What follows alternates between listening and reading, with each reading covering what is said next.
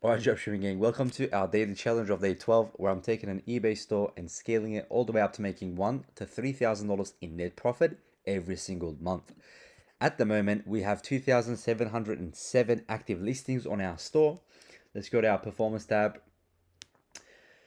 and have a look at our impressions, which was 130 plus 110. That's around 239,000, 240,000 impressions, and that has converted into around 450 something listing views. Okay, and out of that we were able to get around 11 or 12 sales, okay, minus the sales that came in the next day. And then our click-through rate is currently at 0.1%, and our conversion rate is actually been going up, so it's 1.1%. Again, these are going to fluctuate.